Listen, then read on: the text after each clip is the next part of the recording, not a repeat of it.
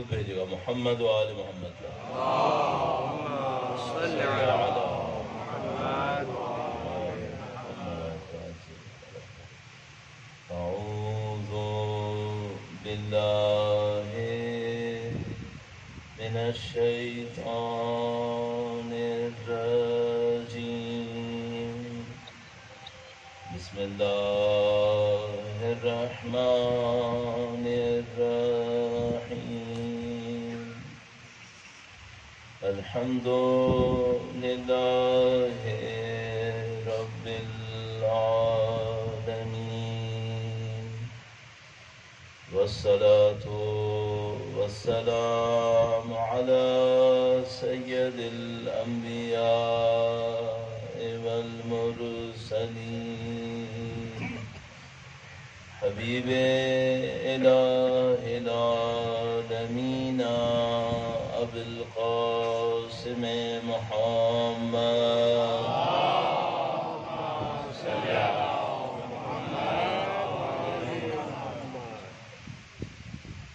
وعلى آله الطيبين الطاهرين سيما بقية الله في الأراضين قال الله تعالى في كتابه الكريم بسم الله الرحمن الرحيم أم حسبت أن أصحاب الكهف والرقيم كانوا من آياتنا عجبا درود بھیجے گا محمد و آل محمد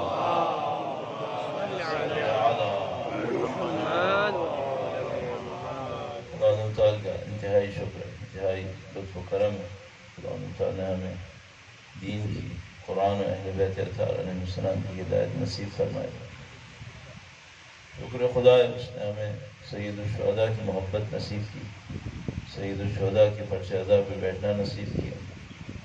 قطعاً اگر اللہ کے نبی کی حیات طیبہ میں ہوتے اور ہم امام حسین کا احترام کرتے تو اللہ کے نبی خوش ہوتے۔ اس میں کوئی شبہ نہیں ہے کہ اگر آج آپ امام حسین کے غم میں کہیں بیٹھیں گے تو یقیناً یہ عمل اللہ کے نبی کی خوشنودی کا سبب بن جائے گا، ان کی رضایت کا سبب بنے گا انشاءاللہ۔ اللہ کے نبی کی شفاعت، ان کے خاندان کی شفاعت ہم سب کو نصیب ہو۔ پروردگار قیامت تک ہماری تمام نسلوں کو ان کے جانثاروں میں قرار فرمائے انشاءاللہ، ان کے وارث کا ظہور کا دن دیکھنا نصیب فرمائے، ان کی نصرت اور دین کی راہ میں شہادت نصیب فرمائے۔ تمام دعاؤں کی قبولیت کے لیے درود بھیجے گا محمد و آل محمد پر۔ صل على محمد محمد بلا کسی تمہید اور وقت کو بہترین طریقے سے استعمال کرتے ہوئے جو میرا آج کے لیے موضوع ہے اپنے ذہن میں نے سوچا ہے وہ یہ ہے کہ جو دین میں حقائق بعض بیان کیے جاتے ہیں جو ظاہری طور پہ ہم دیکھ رہے ہوتے ہیں اس سے مختلف ہوتے ہیں، یہ کیوں بیان کیے جائیں اور ان سے ہماری زندگی کا براہ راست تعلق کیا ہے۔ میں نے کہا کہ میں تمہید نہیں کرنا چاہ رہا، اس لیے میں نے فوراً موضوع آپ کی خدمت میں عرض کیا اور ایک مثال اسی لیے فوراً عرض کروں گا تاکہ موضوع واضح ہو اور کم سے کم وقت میں آپ کی خدمت میں عرائض پیش کر سکوں۔ درود بھیجے گا محمد و آل محمد صلی علی محمد و آل محمد وعجل الفرج۔ بہت سارے دین کے احکام ہیں جو ہم بچپن سے سنتے ہیں۔ احکام کا مطلب صرف کرنا نہ کرنا نہیں بلکہ حقائق بھی جو دین نے بیان کیے ہم لوگ بچپن سے سنتے ہیں۔ تو بعض اوقات تو ایسا ہو جاتا ہے کہ بہت زیادہ سننے کی وجہ سے ان کی اہمیت ختم ہونے لگتی ہے، تکرار ہوئے بہت زیادہ۔ بعض اوقات یہ بھی سمجھ میں نہیں آتا کہ یہ جو بیان کیا جاتا ہے اس کا ہماری زندگی سے براہ راست تعلق کیا ہے۔ ایک سادہ سی مثال عرض کروں گا، وہ یہ کہ قرآن کریم میں موجود ہے. ظاہر آسان ترین راستہ ہے کہ انسان قرآن کریم سے تمسک کرے جس میں اعتراض کی گنجائش کم ہے. قرآن کریم نے فرمایا کہ جو غیبت کرتا ہے وہ ایسا ہی ہے جیسے وہ اپنے مردہ بھائی کے لاشے سے گوشت کھا رہا. یہ جو قرآن کریم نے بیان کیا ہے اس میں ہمارے پاس دو راستے ہیں، اور اس طرح کی بہت ساری چیزیں بیان ہوئی ہیں روایات کے اندر. مثال کے طور پر حرام کھانے کی مثال، حرام کمائی کی مثال امیر المومنین کی کلمات کے اندر موجود ہے. تو جب مثال کے طور پر کوئی آدمی ان کے سامنے لے کر آیا تحفہ، اس نے کہا یہ تحفہ ہے، امام فرمائے کس بات کا تحفہ؟ اس نے کہا کہ آپ کے لیے. تو جب اس نے بات کو گھمایا تو امام نے فرمایا کہ تم نے جو کچھ میرے سامنے رکھا ہے اس کی حقیقت میرے نزدیک ایسی ہے جیسے کسی اژدہے کی الٹی کے اندر کوئی لقمہ بھرا ہوا ہو، یعنی کوئی لقمہ اژدہے کی الٹی سے نکلا ہو اور میں اس لقمے کو اٹھاؤں تو اس کے اندر اس اژدہے کا تھوک اور الٹی لتھڑی بھی ہو اور وہ تم مجھے دینا چاہتے ہو. اب ایک آیت سے عرض کر دیا، ایک روایت سے عرض کر دیا. اب ہمارے پاس دو راستے ہیں. ایک راستہ ہم یہ کہیں کہ یہ تماثیل ہیں، مثالیں. عربی ادبیات جو کوئی بھی پڑھتے ہیں، ہم لوگ جیسے طالب علم تو پڑھتے ہی ہیں، جو بھی عربی ادبیات پڑھتے ہیں وہ جانتے ہیں عرب لوگ مثالیں بہت دیتے ہیں. اردو ادبیات میں بھی ہے، یقیناً دوسری زبانوں میں بھی ہے. ہر مثال کے اندر مثالیں ہوتی ہیں. ایک راستہ ہمارے پاس یہ کہیں کہ یہ ایک مثال ہے، اس کا حقیقت سے کوئی تعلق نہیں ہے. تو مثال کے طور پر جب ہم کسی شخص کے لمبے قد کی مثال دینے لگتے ہیں تو ہم کہتے ہیں کہ مثلا یہ بانس کی طرح لمبا ہے. تو اب ظاہر ہے کہ بانس کی حقیقت کا اس بندے کی حقیقت سے کوئی تعلق نہیں ہے سوائے اس کے کہ بانس مثلا قدر لمبا ہے اور یہ بھی قدر لمبا ہے، اس سے زیادہ کوئی تعلق نہیں ہے. تو میں آپ سے یہ پوچھتا ہوں کہ کیا آپ قرآن اور امیر المومنین کے کلام کے ساتھ یہ تشریح، یہ توجیہ پسند کریں گے؟ یعنی اگر میں یہ سوچوں کہ خدا متعال خود اپنے بارے میں کہتا ہے، فرمایا خدا متعال نے قرآن کریم میں کہ اس میں حق کے سوا تم کچھ نہیں پاؤ گے، تو کیا؟ اور پھر خدا متعال فرماتا ہے کہ تم نے یہ کہا ہمارے نبی کے لیے کہ وہ شاعر ہے، وما ينبغي له، شاعری اس کی سزاوار ہی نہیں ہے، اس کے لیے شاعری ان کی شان میں نہیں ہے. جو خدا اپنے نبی کی شان میں شاعری پسند نہ کرے وہ خود شاعری کرے گا؟ تو کیا اب یہ تو تمثیل، استعارہ، تشبیہ، یہ تو صنف ہے شاعری کی. تو کیا میں یہ کہہ کر قرآن کریم کو یہ کہہ دوں کہ اس میں تمثیل، استعارہ، تشبیہ ہے اور اس کا حقیقت سے کوئی تعلق نہیں ہے؟ میرا خیال میں میرے لیے ممکن نہیں ہے، میں یہ کام نہیں کر سکتا.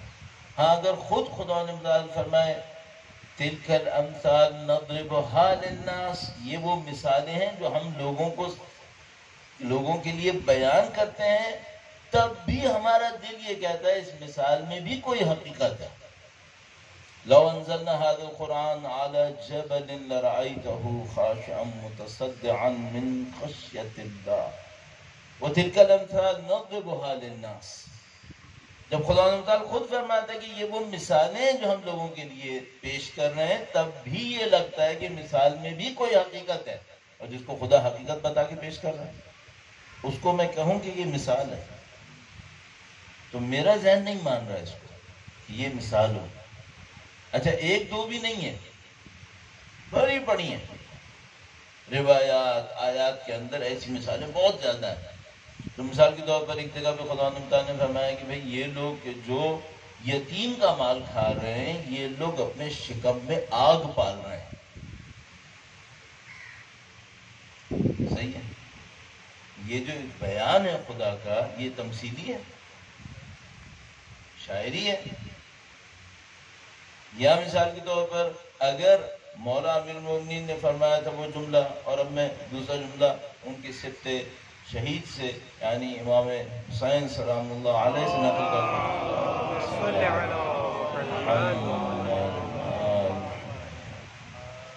مثلا مولا نے فرمایا کہ عاشور کے دن جب لشکر آمنے سامنے ہوئے اور انہوں نے فرمایا کہ میں تم سے کچھ کہنا چاہتا ہوں، خاموش نہیں ہوئے، امام نے اشارہ کیا ان کو خاموش کیا، اور اس کے بعد فرمایا کہ تمہارے کانوں میں میری آواز نہیں جائے گی۔ اس کی وجہ دو ہیں۔ اس کی ایک وجہ یہ ہے کہ جو تحفے، جس مال سے تمہیں تحفے دیے گئے وہ حرام ہے، ایک اسٹیج۔ جس مال سے تمہیں تحفے دیے گئے ہیں وہ حرام ہے، اور جو تمہارے شکم میں بھرا ہوا ہے وہ بھی حرام ہے۔ دونوں لیول پہ حرام ہوا ہے۔ یعنی ایک لیول پہ حرام یہ ہوتا ہے کہ آدمی نے کمایا ہی حرام ہے، امام فرمائے تو حرام ہے۔ جس مال سے تمہیں تحفے بھی دیے گئے نا وہ مال بھی حرام تھا، یعنی حرام کی دو تہیں تمہارے شکم میں چڑھی ہیں۔ اب اس کے بعد تمہارے کانوں اور تمہاری فہم تک میری آواز نہیں پہنچے گی۔ اور میں جب یہ قول ایک دفعہ پڑھ رہا تھا تو میرے ذہن میں ایک عجیب سی بات آئی مجھے کہ باقی اعضاء و جوارح میں کوئی ارادہ ہوتا ہے اس کو استعمال میں لانے کے لیے۔ مثلا آپ آنکھ کھولیں گے تو دیکھیں گے، زبان پہ چکھیں گے تو احساس آئے گا، ہاتھ لگائیں گے تو لمس کرے گا۔ کان یہ نہیں ہے، کان تو آپ کچھ نہ کریں آواز آئے گی۔ اب بھی امام کہہ رہے ہیں نہیں آئے گی، جبکہ یہ آنکھ کا معاملہ نہیں ہے جس کو کھولنا پڑتا ہے، یہ کان ہے۔ اور امام فرما رہے ہیں اس میں بھی آواز نہیں آئے گی۔ کیوں؟ چونکہ تمہیں جن تحفوں سے، جس مال سے تحفے دیے وہ بھی حرام ہے، اور جو تمہارے پیٹ میں بھرا ہوا ہے وہ بھی حرام ہے۔ صحیح ہے؟ ہمارا خیال تو یہ تھا کہ کان میں آواز جانے کے لیے زیادہ سے زیادہ ارتعاش کی ضرورت ہے، وائبریشن کی ضرورت ہے، اس سے زیادہ نہیں چاہیے۔ باقی کام خود بخود ہے، کان میں کوئی بیریئر ایسا ہے نہیں جو میرے کنٹرول میں۔ امام فرمایا نہیں ہے۔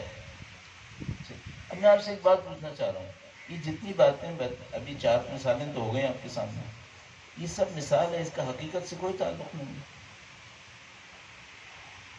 یہاں تک تو شاید آپ آسانی سے قبول کر لیں کہ نہیں حقیقت سے کوئی تعلق ہے۔ اب نہج البلاغہ کا ایک خطبہ عرض کرتا ہوں، ابتدائی خطبوں میں امام نے فرمایا کہ کچھ لوگ ایسے ہوتے ہیں جن کے سینوں میں شیطان انڈے اور بچے دے دیتا ہے۔ نہج البلاغہ کے جملات عرض کر رہا ہوں میں آپ سے، میں ترجمے میں کوئی ہیر پھیر نہیں کر رہا ہوں آپ سے، صحیح ہے؟ یہ مثال ہے یا حقیقت ہے؟ اب میں پوچھوں یہ کیا کروں؟ سب بول دوں مثال ہے،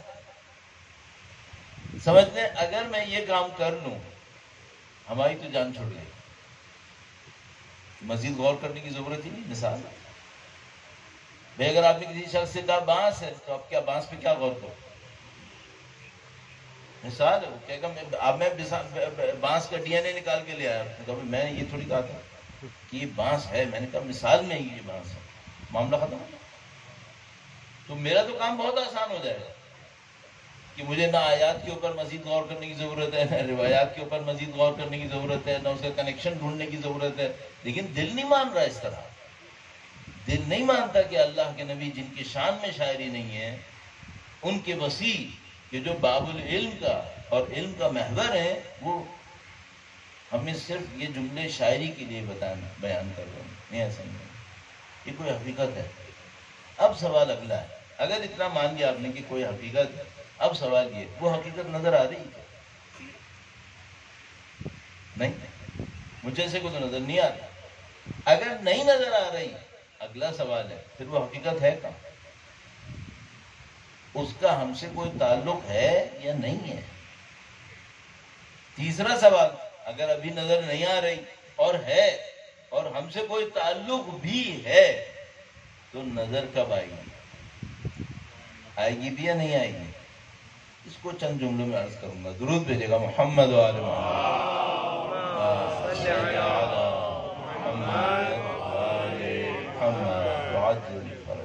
پہلی بات تو یہ کہ معمولاً ہمیں نظر نہیں آ رہی، اس میں کوئی ڈاؤٹ نہیں، معمولاً ہم لوگوں کو نظر نہیں آ رہی۔ مثلا اگر کسی نے غیبت کی تو کیا ہم نے یہ ایزیوم کر لیا کہ اب یہ دوپہر کا کھانا نہیں کھائے گا جبکہ ابھی 1-1.5 گھنٹے غیبت کی ہے؟ تو ہم نے تو ایزیوم نہیں کیا ہے، صحیح.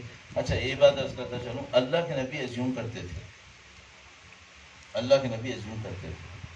تو مثلا بندہ جو تھا وہ روزہ رکھے ہوئے تھا اور اس نے غیبتیں کی، تو اللہ کے نبی نے فرمایا تم تو کھانا کھا لو.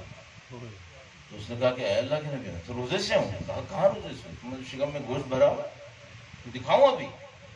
الٹی کروائی اسے تو گوشت کے لوتھڑے نکلے اندر سے. اب دیکھیں، اب وہ بات تو ختم ہو گئی نا کہ یہ مثال ہے. مثال ہوتی تو گوشت کے لوتھڑے کہاں سے نکال دیے؟ اس کا مطلب ہے تو ریالٹی. پھر ایک اور بات بھی سمجھ میں آئی اس واقعے سے، یہ ریالٹی کوئی بات کی نہیں ہے، ابھی ہے. بات کی ہوتی تو ابھی کے پیٹ سے کہاں سے اللہ کے نبی نے پھر لوتھڑے نکال دیے تھے. مطلب بات کا معاملہ نہیں ہے، ابھی کا معاملہ ہے. بس دو باتیں کلیئر ہو گئیں. ایک بات تو یہ کہ یہ مثال نہیں ہے، یہ حقیقت ہے. دوسری بات، یہ حقیقت کوئی بہت دور کی زندگی کی نہیں ہے، اسی زندگی کی. اور تیسری بات جو ابھی پہلے بیچ میں آ چکی تھی کہ ہمیں نظر نہیں آ رہی. اب ایک چوتھی بات، ہمیں نظر نہیں آ رہی، کسی کو بھی نظر نہیں آ رہی، یا کچھ کو نظر آ رہی ہے. یہ ماننا پڑے گا کہ کچھ کو نظر آ رہی ہے.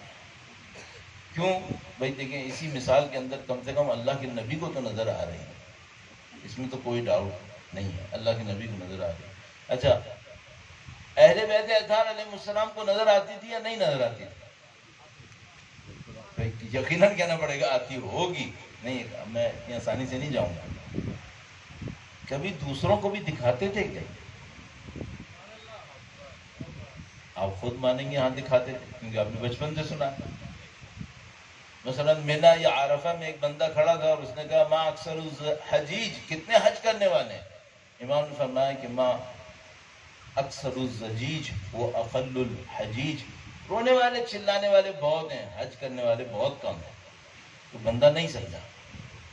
امام نے کیا فرمایا؟ تو پھر امام نے اس کو ایک اشارہ کیا، اور اشارہ کرنے کے بعد اس نے جو میدان دیکھا تو بیان کرتا ہے میدان میں نے دیکھا کہ خال خال کہیں انسان تھے، باقی سب مختلف انواع و اقسام کے جانور تھے جو معمولاً ایک ساتھ نہیں ہوتے. کہنے کا تھے صحیح ہے. بس ایک اسٹیپ آگے بڑھ گئے. حقیقت ہے، مثال نہیں ہے. اس کا تعلق اسی دنیا سے ہے. کچھ لوگوں کو نظر آ رہی ہے اور کچھ کو اہل بیت دکھا بھی رہے ہیں. میں ایک اور بات پوچھتا ہوں، یہ تو اس آدمی کو 1 منٹ کے لیے دکھائی تھی، کیا ایسا ہوا ہے کہ انہوں نے اپنے کچھ شاگردوں کو یہ حقیقتیں دیکھنے کی طاقت دے دی ہو، صلاحیت دے دی ہو؟ یوں لگتا ہے کہ یہ بھی ہوا ہے کہ کچھ لوگوں کو یہ صلاحیت مل گئی ہے. درود بھیجے گا محمد والے.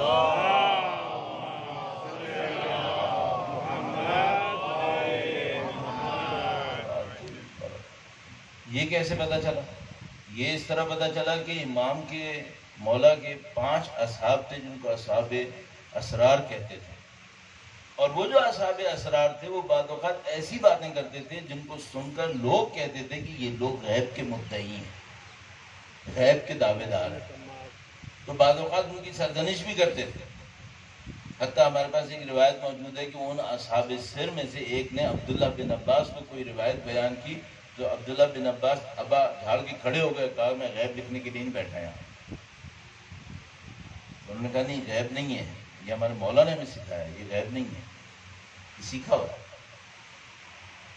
رشید حجری کا مکالمہ حبیب ابن مظاہر کے ساتھ، میثم تمار کے ساتھ بہت مشہور ہے، کہ جنہوں نے تینوں نے ایک جگہ جمع ہو کر اپنی اپنی شہادت کی خبریں دی ایک دوسرے کو، کہ تم ایسے شہید ہوگے، تم ایسے شہید ہوگے، تم ایسے شہید ہوگے. اچھا، یہ ہم دیکھ رہے تھے اپنی آنکھوں سے، یا وہ لوگ جو ان کے زمانے میں نہیں دیکھ رہے؟ یہ ان کو دیکھنے کی طاقت ملی تھی. اس کا مطلب ہے ایک اسٹیپ اور آگے بڑھ گئے. وہ یہ کہ یہ حقیقتیں ہیں، ان حقیقتوں کا تعلق ہماری زندگی سے ہے. ان حقیقتوں کو ہم فی الحال نہیں دیکھ پا رہے ہیں اکثر لوگ، کچھ لوگ دیکھ پا رہے ہیں، اور وہ جو دیکھ پا رہے ہیں وہ اہل بیت اطہار نبی و خدا ان کی عنایات کے صدقے میں دیکھ پا رہے ہیں. چلیے اب میں اس کو چھوڑ دیتا ہوں کہ ہم اگر دیکھنا چاہیں تو کیا کریں؟ بہت مشکل کام ہے. کبھی دیکھ پائیں گے؟ وہ کون سا زمانہ ہے؟ کبھی ہم دیکھ پائیں گے اسے؟ یا تو آپ یہ کہیں گے بھائی یہ وہ حقائق ہیں جن کا ہم سے کوئی تعلق نہیں، تو ابھی ثابت ہوا کہ تعلق ہے۔ ہم یہ کہیں گے تعلق ہو بھی تو یہ تعلق کوئی خاص تعلق نہیں ہے، اگر خاص تعلق نہیں تو خاص لوگوں کو اس کا علم نہیں ملتا، یہ عام سی بات ہوتی تو پھر اتنے خاص لوگوں کو اس کا علم کیوں دیا گیا؟ اس کا مطلب ہے یہ خاص تعلق ہے۔ ایک قدم اور بڑھ جاتے ہیں، یہ تعلق جز وقتی ہے یا مستقل ہے؟ یعنی اگر واقعاً غیبت کرنا، مردہ بھائی کا گوشت کھانا ہے، تو یہ جو گوشت کھانے کا اثر ہے یہ جز وقتی ہے یا مستقل ہے؟ یعنی یہیں پہ تھا، یہیں پہ ختم، یا نہیں یہاں سے شروع ہوا ہے آگے تک چلے گا؟ کیا ہے؟ کل ما فعلوہ فی الزبر، یہ جو کچھ کرتے ہیں یہ کتاب میں لکھا ہوا ہے۔ کل صغیر و کبیر مستطر، جو چھوٹی بڑے کام انہوں نے کیے ہیں سب کے سب لکھ لیے گئے۔ کنا نستنسخ، ہم تمہارے عمل کی کاپی بنا رہے تھے، یہ سب قرآن میں ہے۔ اس کا مطلب کیا ہے؟ ان حقائق کا تعلق جز وقتی نہیں ہے، یہی ہمیں ملیں گے، یہی ہمیں ملیں گے۔ کب ملیں گے؟ کب ملیں گے؟ تو سر ہمارے پاس ایک یعنی یونیورسٹی میں آ کر خود بخود سر کہنے کا دل چاہ رہا ہے، ورنہ کہیں اور ہوتے تو جناب کہتے، مومنین کہتے، یہاں پہ سر کہنے کا دل چاہ رہا ہے۔ تو جناب یہ اس دنیا کی کوالٹی ہے، اس دنیا کی کوالٹی ہے۔ اس دنیا کو کہتے ہیں دار الغرور، دھوکے کا گڑھ۔ پہلے میں سمجھتا تھا دھوکے کا گڑھ یہ ہے کہ میں نماز نہیں پڑھتا اور میں لوگوں کو بتاتا ہوں کہ میں نماز پڑھتا ہوں، میں عالم نہیں ہوں اور میں لوگوں کو دکھاتا ہوں کہ میں عالم ہوں، میں کسی کا پیسہ لے کے کھا گیا اور اس کو بتاتا رہا کہ نہیں تمہیں مل جائے گا۔ پہلے میں سمجھتا تھا دھوکہ یعنی یہ، یعنی وہ جو میں دوسروں کو دے رہا ہوں یہ دھوکہ ہے، اور یہ دھوکے کا گڑھ ہے، یہاں ہر آدمی ہر ایک کو دھوکہ دے رہا ہے۔ بعد میں مجھے پتا چلا کہ نہیں، یہ تو اہل دنیا کا دھوکہ ہے، خود دنیا دھوکہ ہے، یہ تو اہل دنیا کے دھوکے ہیں، دنیا خود دھوکہ ہے۔ خود دنیا کیا دھوکہ ہے؟ دنیا کا دھوکہ یہی ہے کہ جو حقیقت ہے وہ یہاں نظر نہیں آ رہی، دنیا کا دھوکہ یہ ہے۔ باقی جو دھوکے ہیں نا، ایک چھوٹے موٹے دھوکے ہیں، یہ ہم لوگوں نے ایک دوسرے کے ساتھ ٹوپیاں کی ہیں، باقی ایک ٹوپی یہ دنیا ہمارے ساتھ کر رہی ہے۔ وہ جو ٹوپی ہے وہ کیا ہے؟ وہ یہ ہے کہ یہ وہ جو حقیقت ہے یہ ہمیں نہیں دیکھنے دے رہی۔ یہ کب ہمیں دیکھنے کو ملے گا؟ اب یہ بھی سمجھ میں نہیں آ رہا ہے کہ کہوں کہ اللہ بچائے یا دکھائے۔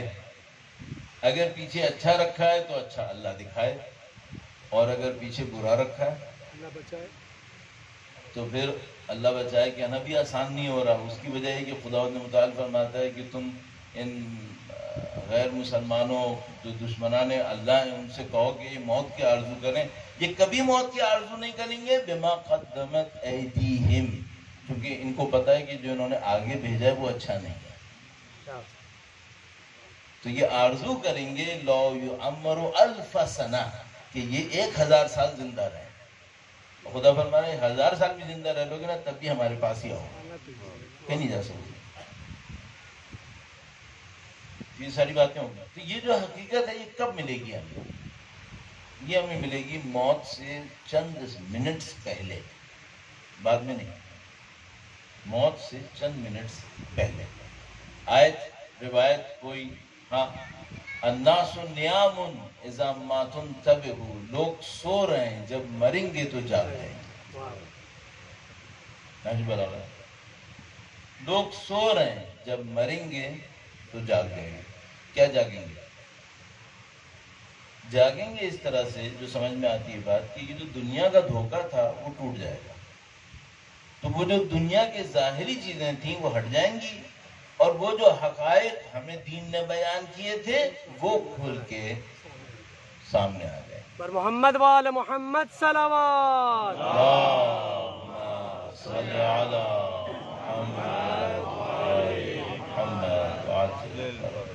اچھا وہ کھل کے سامنے آ جائیں گے، پھر کیا ہوگا؟ پھر اللہ جانتا ہے کس کے ساتھ کیا ہوگا. یعنی بعض جگہ اللہ نے اپنے انبیاء سے یہ کہلوایا ہے قرآن کریم میں کہ ہمیں بھی نہیں پتا کہ ہمارے ساتھ کیا ہوگا، خدا نے کہلوایا ہے. تو مثلا ہم تو قطعاً یہی کہیں گے کہ اللہ ہی جانتا ہے کہ کیا ہوگا. کیوں؟ اس کی وجہ یہ ہے کہ اگر میں وہ یہ سوچوں کہ جو حقیقتیں ابھی چھپی ہوئی ہیں، اچھا یہ جو چھپی ہوئی ہیں یہ اللہ کا ہر عمل کسی صفت سے ہوتا ہے.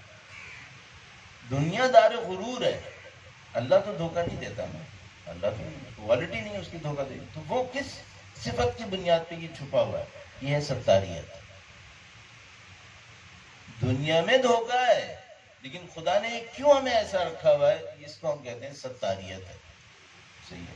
یہ جو ستاریت ہے یہ ایک جگہ کے اوپر جا کر ختم ہو رہی ہے. اچھا وہ جگہ دنیا میں بھی ہو سکتی ہے، وہ جگہ دنیا میں بھی ہو سکتی ہے. یہ ہمارے پاس نبی کا قول ہے کہ انہوں نے فرمایا کہ اللہ نے تمہیں اپنی ستاریت سے چھپا کے رکھا ہے، اپنے گناہوں سے اس کی ستاریت کو چیلنج مت کرو. یعنی اگر تم نے زیادہ جرأت دکھائی تو خدا اپنی ستاریت اٹھا دے گا، تو تم یہ حرکت نہیں کرو. اس کو ہم کیا کہتے ہیں؟ اس کو ہم کہتے ہیں قبل از موت اگر ہو جائے تو ہم اس کو کہتے ہیں مکافات عمل. اس کو ہم موت سے پہلے اگر وہ ستاریت اٹھ جائے اس کو ہم کہتے ہیں مکافات عمل. درود بھیجے گا محمد وآل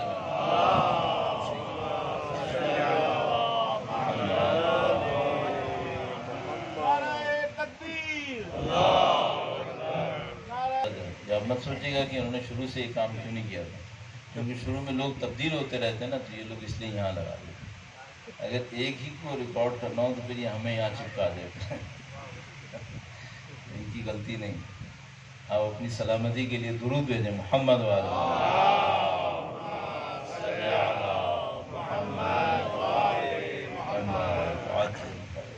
ایک ستاریت ہے خدا متعال کی طرف سے. اس ستاریت کے سائے میں ہم یہاں پہ موقع پائے ہیں. اچھا یہ اس نے کیا کیوں ہے؟ اس لیے کہ اس نے ہمیں ایک آزادی دینی تھی ہمیں امتحان میں ڈالنے کی. اب اس نے ایک ستاریت کے ذریعے سے ہماری غلطیوں کے اوپر پردہ پوشی کر دی. اور یہ پردہ پوشی اس نے اس لیے کی کہ ہمیں ایک لبرٹی مل جائے، آزادی مل جائے. اس آزادی کو ہم نے کیسے استعمال کیا، اس آزمائش میں ہم مبتلا ہیں. ابھی تو ایک آزادی ملی ہوئی ہے، جھوٹ بھی بولو تو چہرے پہ جھوٹا لکھا ہوا نظر نہیں آ رہا ہے.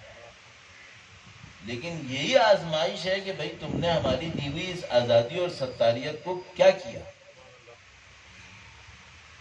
جو ہم نے کیا وہ موت کے بعد ہمارے ساتھ ہوگا. اگر ہم نے یہاں خدا کی ستاریت کا پاس رکھا تو خدا موت کے بعد ستاریت چھینے گا نہیں. اور اگر یہاں ہم نے ستاریت کا پاس نہیں رکھا وہاں بہت برا ہوگا. کیوں؟ پھر ستاریت کا پردہ ہٹ جائے. اس کا مطلب ہے ابھی چل سکتا ہے معاملہ. ہاں اگر آپ چلانا چاہیں تو چل سکتا ہے، کوئی مسئلہ نہیں.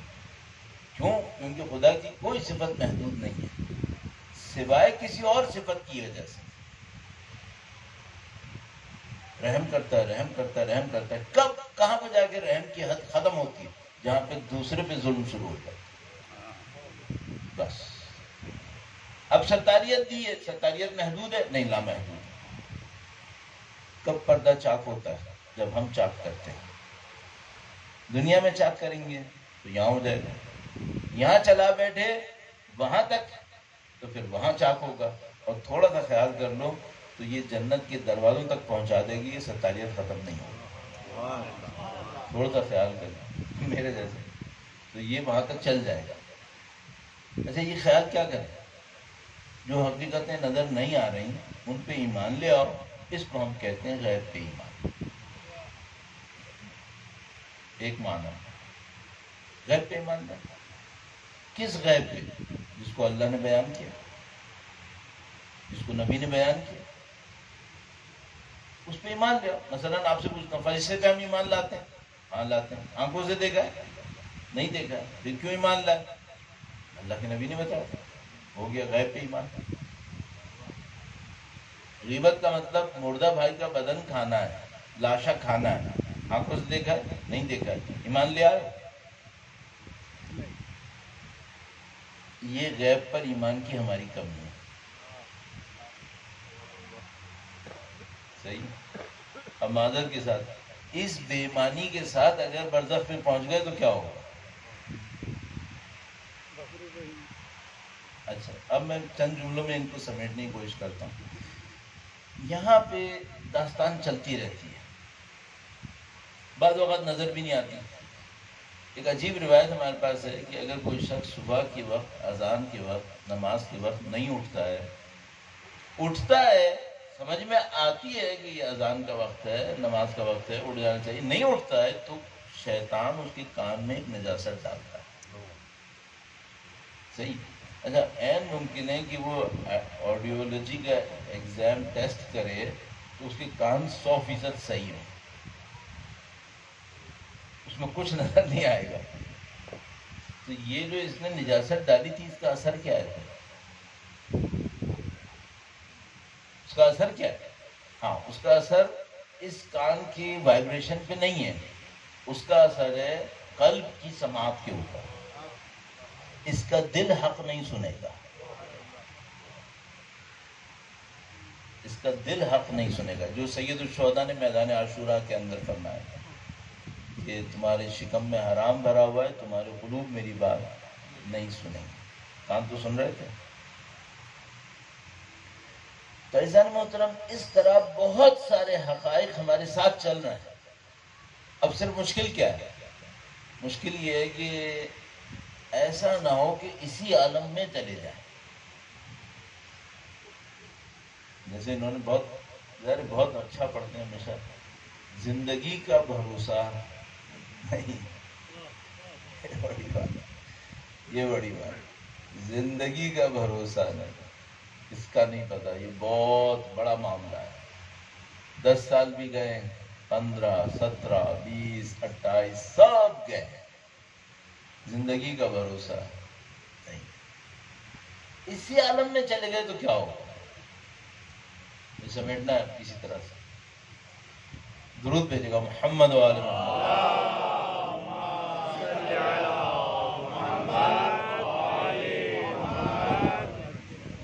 کوئی بھی وجہ رہی، ہم لوگ اپنے دور کے لوگوں کو آخرت کے لیے انسپائر نہیں کر سکے. پچھلی نسلوں میں انسپائر کرنے کا بڑا آسان راستہ ہوتا تھا. جنت کے واقعات سناتے تھے، جہنم کے عذاب سناتے تھے، لوگ انسپائر ہو جاتے تھے. اب پتہ نہیں کیوں یہ انسپریشن نہیں آ رہی. اگر میں آپ کو 15-20 منٹ جنت کی نعمتیں سناؤں، آخرت کے عذاب سناؤں، مجھے تقریباً یقین ہے کہ 15-20% لوگ بھی توجہ سے نہیں سنیں گے. کوئی وجہ ہوئی ہے. چلیں وہ وجہ میں ایسی سمجھنے کی کوشش کر رہا ہوں تو مجھے سمجھ میں آتی ہے، وہ یہ کہ لوگ تھوڑا سا ہماری عرف عام میں ٹیکنیکل ہو گئے. تو وہ لوگ صرف یہ نہیں سننا چاہتے کہ مثلا یہ عذاب ہوگا، یہ ثواب ہوگا، ذرا تھوڑا سا لوگ اس کی ٹیکنیکلٹیز کو سمجھنا چاہتے ہیں، یہ ہوگا کیسے. تو مثال کے طور پر جنت ایک 5 اسٹار ہوٹل لگنے لگتی ہے، اور جہنم جو ہے وہ ایک عقوبت خانہ لگنے لگتا ہے، ساواک کا یا پتہ نہیں CIA کا کس کا. وہ تھوڑا سا بات ہاتھ سے نکل جاتی ہے. تو تھوڑا سا ٹیکنیکل ہمیں پتہ چل جائے کہ یہ ہونے کیا والا ہے. ٹھیک ہے. تو اب میں ایک مثال عرض کرتا ہوں. مثلا ایک آدمی لے لیتے ہیں، ایک انسان لے لیتے ہیں جو رہتا ہے اس دنیا میں ہے، لیکن اس نے اپنی ساری توجہ خدا پہ لگائی دی ہے. ایک مثال لے لیتے ہیں، ایک بندہ رہتا ہے اس دنیا میں ہے، کھاتا ہے، کماتا ہے، پیتا ہے، ملتا ہے، سب کام کرتا ہے، لیکن توجہ اس کی ساری خدا پر، آخرت پر ہے. صحیح ہے؟ ٹھیک ہے. تو اس نے اپنی آنکھوں کو صحیح جگہ استعمال کیا، اپنے کانوں کو صحیح جگہ استعمال کیا، اپنی زبان کو صحیح جگہ استعمال کیا، اپنے قلب، اپنی محبتوں کو صحیح جگہ استعمال کیا. اب یہ مر گیا. جیسے یہ مرے گا اس کے یہ تمام اعضاء و جوارح اس کو مل جائیں گے. کیوں مل جائیں گے؟ جس کام کے لیے آنکھیں دی اس میں استعمال کر لیں، جس کے لیے کان دیے وہیں استعمال ہوئے، جس کے لیے دل، محبت، ارادہ، سوچنے کی طاقت دی وہیں پہ استعمال ہوئی. اس کو یہ تمام طاقتیں مل جائیں گی.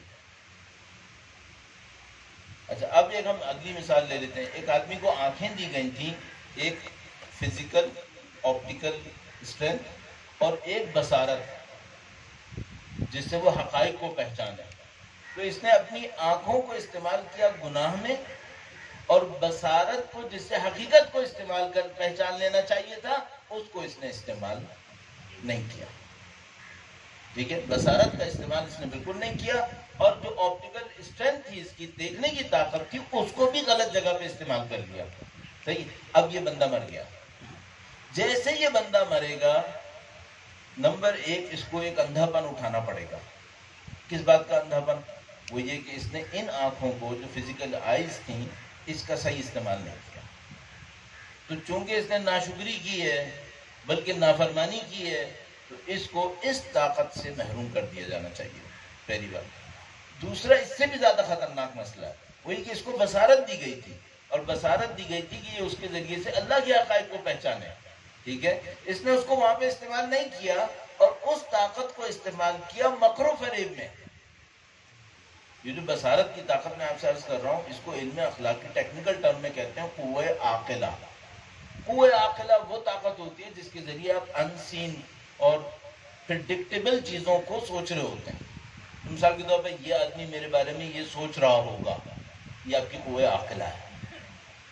ہمیں اور آپ کو کہا تھا قوہ عاقلہ استعمال کرنا آخرت کو سوچنے کے لیے. اس نے قوہ عاقلہ کو استعمال کیا مکر و فریب کے لیے. صحیح ہے. اب پہلی بات تو یہ کہ یہ آنکھوں سے محروم ہونے والا ہے. کیوں؟ چونکہ اس نے آنکھوں کا، فزیکل آنکھوں کا وہ استعمال نہیں کیا جو اس کو کر لینا چاہیے تھا. دوسرا ایک اور مسئلہ اس کے ساتھ آنے والا ہے، وہ کیا؟ یہ قوہ عاقلہ سے محروم ہونے والا ہے. قوہ عاقلہ سے کیوں محروم ہوگا؟ کیونکہ اس نے مس یوز کیا. اب ایک سادہ سی بات ہے، میں اس کو اس طرح سے عرض کروں گا. اچھا فرض کریں میرے پاس ایک دوربین ہے جو صرف ڈے لائٹ میں دیکھتی ہے. دوربینیں زیادہ تر ایسی ہوتی ہیں انفرا ریڈ نہیں ہوتا اور ڈے لائٹ میں دیکھتی ہیں. اب میں اس دوربین کو لے گیا ایک ایسے انوائرمنٹ میں جہاں لائٹ ہے ہی نہیں. اس دوربین کا کوئی مصرف ہے یار؟ جس دل کا سارا مصرف دنیا پہ سوچنا تھا اس کا برزخ میں کوئی مصرف ہے؟ جس دماغ کی سارے ہم و غم دنیا کے لیے تھے، اس دماغ کا آخرت میں برزخ میں کوئی مصرف ہے؟ اس کا مطلب کیا ہے؟ یہ دیوانہ اٹھنے والا ہے. یہ خدا نے قرآن میں کہا ہے کہ جو سود کھاتا ہے اس کی مثال ایسی ہے کہ جیسے اس کو کسی دیوانے نے مس کر لیا ہے.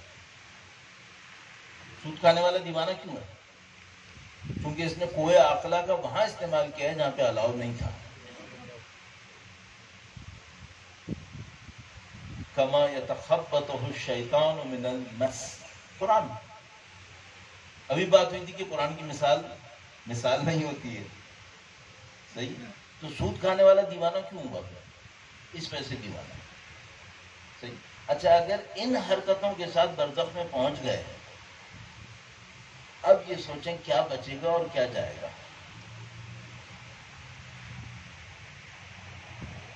بالکل اینڈ پہ لے جاتا ہوں. کل میں ایک جگہ مجلس پڑھ رہا تھا، وہاں پہ میں نے اینڈ اس پہ کیا تھا، ابھی بھی اسی پہ کرتا ہوں. ایک واقعہ میں دیکھ رہا تھا، کوئی آدمی مر گیا تو اس کو لائف آفٹر ڈیتھ کا ایک ایکسپیرینس ہوا. آپ کو پتا ہے اس کے اوپر مسلم نان مسلم سب لوگوں نے کچھ نہ کچھ کام کیا ہوا ہے. چاہے وہ ایتھیسٹ ہی تھے تو انہوں نے بھی تھوڑا بہت اس کے اوپر کام کیا ہے کہ مرنے کے اندر یہ جو لائف آفٹر ڈیتھ کے فیو منٹس یا فیو سیکنڈس کے ایکسپیرینسز ہوتے ہیں، اس میں ہوتا کیا ہے. تو مختلف لوگوں نے مختلف داستانیں بتائی ہیں. تو ان میں سے ایک آدمی نے یہ داستان بتائی. اس نے کہا کہ میں گیا برزخ میں اور کوئی 20,000 سال میں پھنسا رہا ہوں. کہنے لگا ایک دلدل کی طرح کی تاریک جگہ تھی، انتہائی بدبودار متعفن، اور میں اس میں گردن تک پھنسا ہوا تھا اور 20,000 سال میں اس میں پھنسا رہا. تو اس نے کہا کہ بھائی تم مرے تو 20 منٹ بھی نہیں تھے، تو 20,000 سال برزخ تم نے کیسے فیل کر لی؟ تو اس نے کہا تمہیں نہیں پتا وہاں کیا ہو رہا ہے، تمہیں نہیں پتا. تو ممکن ہے آپ کو کوئی مرحوم آپ کو 5 دن کے بعد نظر آئے خواب میں، وہ در حقیقت 5000 سال گزار چکا ہو، اور اب 5 دن کے بعد وہ آپ کو کہ اب خیریت ہے، اور لمبی کہانی ہو چکی اس کا مطلب۔ تو اس نے کہا کہ میں 20,000 سال تک پھنسا رہا۔ تو اس نے کہا 20,000 سال بعد کیا ہوا؟ کہنے لگا 20,000 سال کے بعد اچانک مجھے یاد آیا کہ میرا کوئی خالق ہے۔ کہنے لگا تم مسلمان نہیں تھے کیا؟ میں مسلمان تھا، میں مسلمانوں کی طرح مرا تھا، دفن ہوا، کفن ہوا، سارے کام ہوئے تھے۔ کہنے لگے 20,000 سال بعد تمہیں یاد آیا کہ خالق ہے؟ کہنے کا بدبختی ہے کہ اس وقت بھی یاد نہیں آیا کہ اس کا نام اللہ ہے۔ کہنے کا بدبختی یہ ہے کہ اب بھی یاد نہیں آیا کہ اس کا نام اللہ ہے، کئی 100 سال پھر گزر گئے تب یاد آیا کہ ایک اللہ تھا۔ کہنے کا جب میں نے اللہ کو پکارا نا میرا معاملہ ختم۔ کہنے کا اتنا ٹائم کیوں لگا یہ 20,000 سال؟ کہنے کا کہ اس نے کہا کہ تم اپنی نمازوں میں جو شہادت اور گواہی دیتے ہو نا اس کو ڈھنگ سے دو، تاکہ مرنے پر یہ واش آؤٹ نہ ہو جائے۔ یہ جو اذان و اقامہ دیتے ہیں نا اس میں کہتے ہیں اشہد ان لا الہ الا اللہ، اشہد ان نبی کا نام لیتے ہیں رسول اللہ، کہنے کہ یہ توجہ سے دو، کیونکہ موت سب دھو دیتی ہے۔ پھر کئی ہزار سال لگتے ہیں یہ یاد لانے میں کہ میں نبی کو مانتا تھا۔ ہاں، اس خاطر ہم سے کہتے ہیں ذکر خدا بہت کرو، ذکر وَاذْكُرُوا اللَّهَ كَثِيرًا، قرآن کریم وَاذْكُرُوا اللَّهَ كَثِيرًا، اللہ کا ذکر کثرت سے کرو لعلکم تتقون، شاید تمہیں تقوی نصیب ہو جائے، شاید تم تقوی کے راستے پہ چلیں۔ صحیح ہے؟ ہم لوگ اسے کھیل سمجھ رہے ہیں، اور یہ خدا نے کہا ہے کہ یہ سمجھتے ہیں کہ یہ لہو و لعب، یہ کھیل کود ہے، یہ تماشے میں نمازیں پڑھتے ہیں، تماشے میں دین پہ عمل کرتے ہیں۔ خدا فرماتے ہیں کھیل کود نہیں ہے، مرو پھر سمجھ میں آئے گا، عقل مند ہو تو ابھی سیکھو۔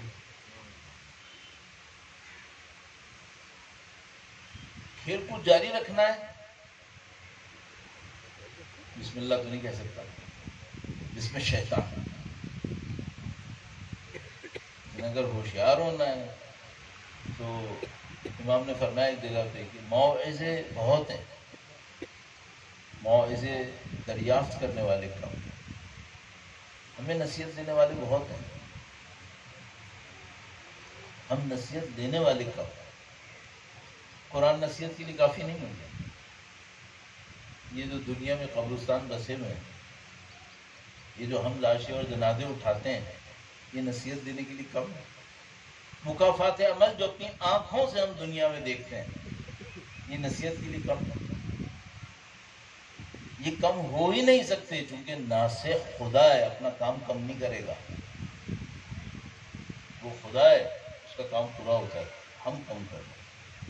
تو لب لباب یہ ہے عزیزان محترم، مرنے سے پہلے ہمیں اپنے آپ کو تیار کرنا ہے، اور وہ تیاری صرف یہ نہیں کہ میں جتنی نمازیں دی اس کو پڑھوانے کے لیے کچھ پیسہ چھوڑ جاؤں، یہ تیاری اصلی تیاری نہیں ہے۔ اصلی تیاری یہ ہے کہ جن صفات کے ساتھ میں مر رہا ہوں یہ صفات برزخی ہیں یا دنیاوی ہیں؟ دنیاوی ہیں تو یہیں رہ جائیں گے اور وہاں محرومیت آئے گی، برزخی صفات بن گئی ہیں وہ ساتھ چلیں، وہ ساتھ جائیں۔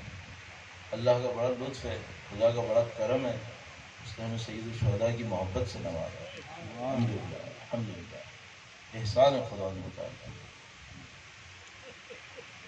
الا من اتى اللہ بقلب سلیم، یقیناً قلب سلیم میں سے ایک خاصیت جو قلب سلیم کی ہے وہ رقیق ہونا ہے۔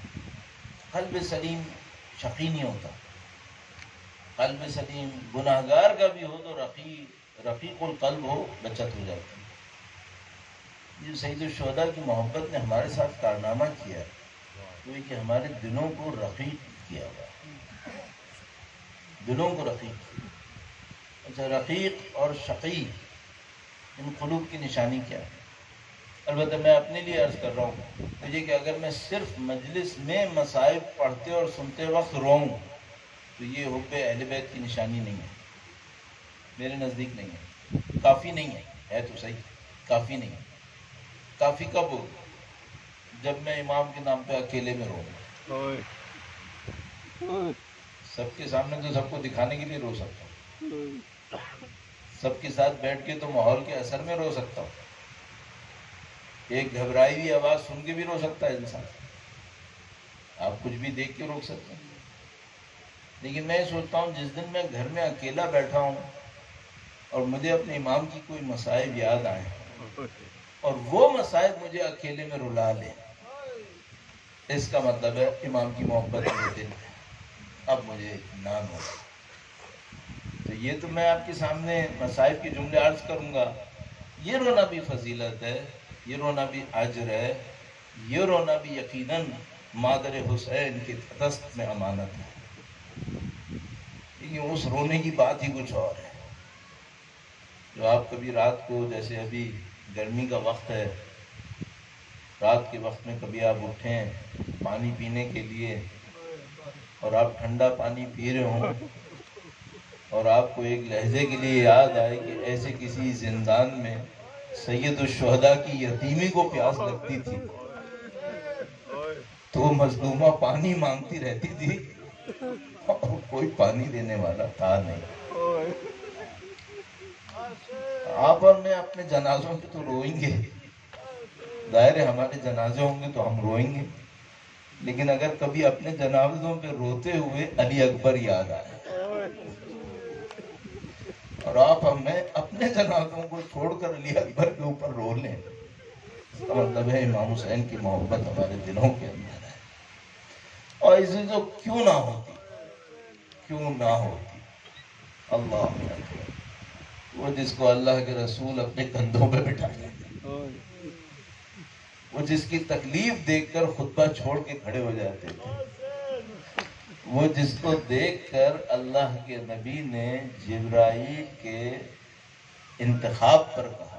حضرت جبرائیل تشریف لائے، ایک زانو پہ حضرت ابراہیم رسول اللہ کے بیٹے، ایک زانو پر حضرت سید الشہداء رسول اللہ کے نواسے، حضرت جبرائیل تشریف لائے اور کہا اے اللہ کے نبی ایک بچہ ابھی قربان کرنا، اللہ کا حکم ہے، ایک بچہ ابھی قربان ہوگا۔ ابراہیم اکیلا بیٹا تھا رسول اللہ کا، اکیلا بیٹا۔ اللہ کے نبی نے ابراہیم کو دیکھا اور کہا جبرائیل میں ابراہیم کو قربان کروں۔ جبرائیل نے پوچھا کیوں اللہ کے نبی نے کہا جبرائیل ابراہیم میرا بیٹا ہے، حسین فاطمہ کا بیٹا ہے، نہیں برداشت کر سکتا میں کہ میں فاطمہ کو تڑپ دوں، نہیں برداشت کر سکتا۔ اے اللہ کے نبی، اے اللہ کے نبی، جب حسین قربان ہو رہے تھے، بی بی زینب کبریٰ طلہ زینبیہ پہ تشریف فرما تھی، امام حسین کی قربانی کو دیکھ رہی تھی، اور ایک ماں تھی کبھی بیٹے کو دیکھتی تھی کبھی بیٹی کو دیکھتی تھی۔ رسول اللہ کے اس غم کو دیکھتے ہوئے جب بی بی زینب 11 محرم کو رسول اللہ کے نواسے کی لاشیں برآئیں تو لاشیں کی مٹی کو ہاتھ میں لے کر مدینے کا رخ کیا اور کہا اے اللہ کے نبی ھذا حسین کا مرمل بالدماء،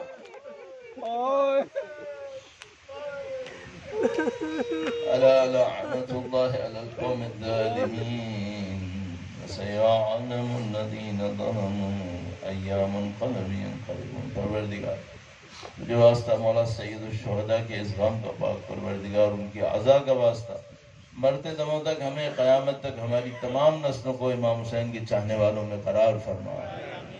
خدایا ان کی رحمت تیری رحمت واسعہ اور سید الشہداء کی عظمت کا واسطہ ہے پاک پروردگار، ہمارے اور ہمارے تمام مرحومین کے تمام گناہان صغیرہ و کبیرہ کی مغفرت فرما۔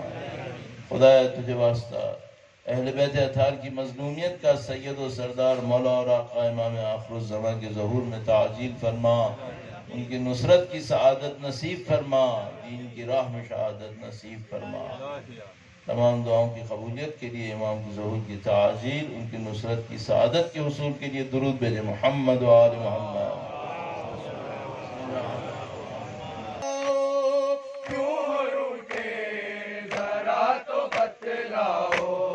ماں یہ قربان کیوں نہ ہو تم پر،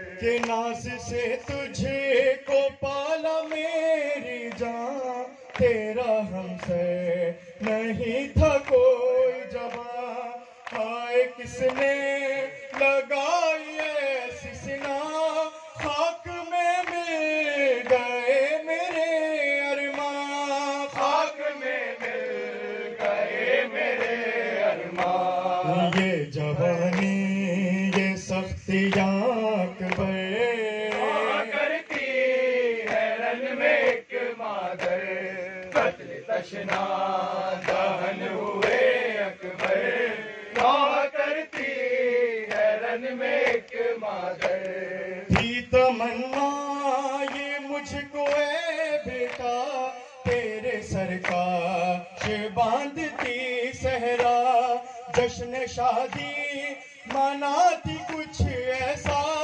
کھلتا خوشیوں سے گلشن زہرا، کھلتا خوشیوں سے گلشن زہرا، دل میں ارمان رہ گئے گھٹ کر، گھرن میں ایک مادر، قتل تشنا دہن